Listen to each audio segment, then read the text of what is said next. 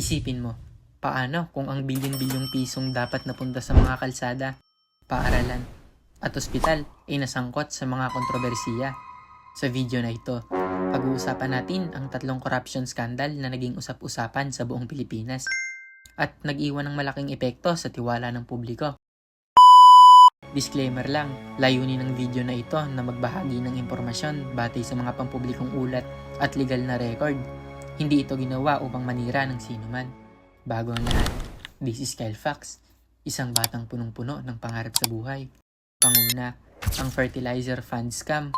Noong 2004, lumabas ang alegasyon na bahagi ng pondong inilaan para sa fertilizer program ay hindi nagamit ayon sa orihinal na layunin.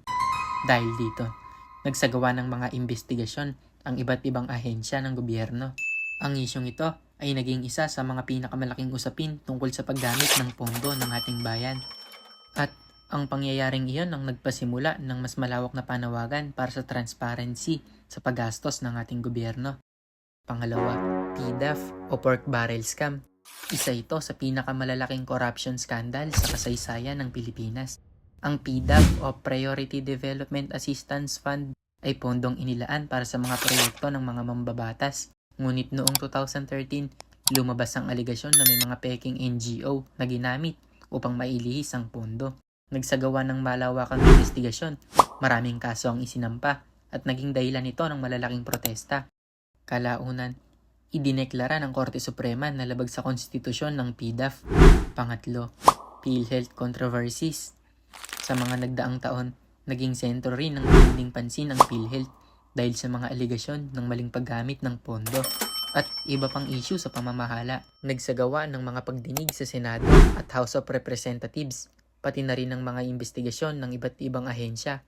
Ang mga kontrobersiyang ito ay nagdulot ng malaking pag-aalala dahil ang pondo ng PhilHealth ay para sa serbisyong pangkalusugan ng milyon-milyong Pilipino.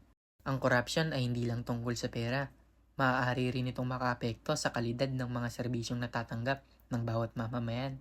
Kaya mahalagang maging mapanuri, alamin ang mga nangyayari, at umasa sa mapagkakatiwalaang impormasyon. Sa 3 kasong ito, alin ang pinaka-naaalala mo? I-comment mo na dyan sa comment section. This is Kyle Fox.